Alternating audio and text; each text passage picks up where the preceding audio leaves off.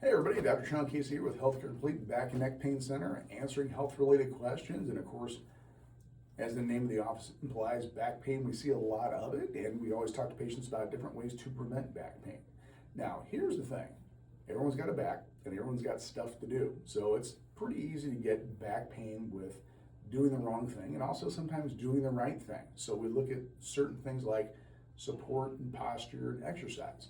So from a support standpoint, when we're sitting for long periods of time, we want to make sure that we've got a good lumbar support here. There's some chairs that might feel super comfortable, but if we are doing this, that normal curvature we have in the low back gets pulled and stretched. So this constant pull, stretch, tension is really going to stir things up back there and can lead to back pain. Is it going to instantly cause back pain? No, your body's built very well. We've got a lot of great, healthy, thick muscles back here and strong ligaments to stabilize those joints. But remember, these joints are designed for motion, so we need to have them move. And one of the things we'll see is the more motion you have in a joint, it's a little easier for things to get out of place. So constant bad posture, not having good support sitting can lead to that problem. When those bones get out of alignment, they'll cause inflammation, irritation to the tissues around there, as well as the nerve fibers. So we need to realign those joints, which chiropractically is what we specialize in, to get the irritation off the tissue. But we can do a great job there, but if we're constantly sitting in a bad position with bad support, it's going to keep going out of place. And when we talk about support, not just for the low back, but for the feet as well. We look at good supportive shoes that have a good arch support that actually work with your feet. If we have unsupportive shoes, if we're getting fallen arches, if we have an imbalance from one side to the other, that's always going to throw that low back and pelvis off and cause a lot of back pain too. Remember, the back pain we might notice right away, but in a lot of cases it might show up as muscle soreness, not just in the low back, but even in the pelvis, the glutes, piriformis muscle, even down the leg. A lot of times we don't associate the low back with leg pain, but in a lot of cases, yeah, those hamstring muscles are trying to tighten up to stabilize that pelvis. That can cause the problem. Also, if these nerves get irritated, these nerves in the low back are the ones that go down the leg and supply sensation and muscle control. So a lot of cases, a lot of patients that have pain, numbness, tingling in the leg, they haven't associated it to issues going on in the low back. So along with good back posture, good shoes, some of the basic stuff we think about, lifting and bending. So as you've always heard, lift with your legs. So what we're talking about there is we want to try and maintain that curve. You think about how big these leg muscles are compared to just those back muscles. So doing that, where we keep the arch in the back, we're lifting weights close to the body, using those legs, it's a lot easier workload, using more muscle than just putting the stress across the joints.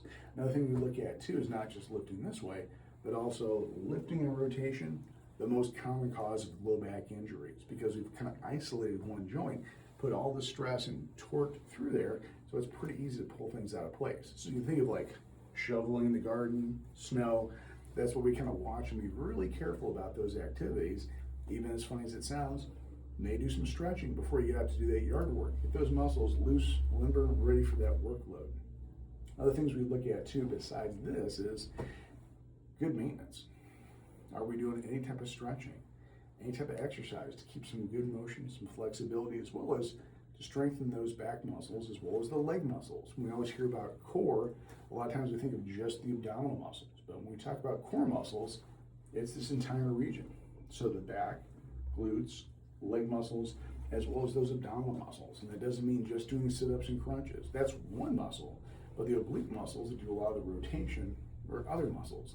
The great thing is online, tons of great programs for abdominal exercises, and I'd say vary it. A good piece of advice too is there are a lot of different muscles. You don't have to do them all the same day. Maybe pick one muscle each day of the week and concentrate on that for your abdominal core strength stabilizing exercises so you can get the most benefit out of it without fatiguing or causing any strain. Of course, we always recommend patients do get their checkups periodically. We know that even doing everything right, these bones designed for a lot of motion can get a little bit out of alignment.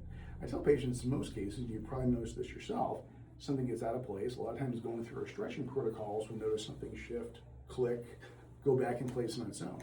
It's made to do that, but every once in a while those bones will get out of alignment and they can't quite get back on their own, and starts the whole process of the muscles shortening and tightening, causing spasm to stabilize and protect it. And if those bones are out of alignment, causing a lot of rubbing, wearing, that's where inflammation and even pain come from.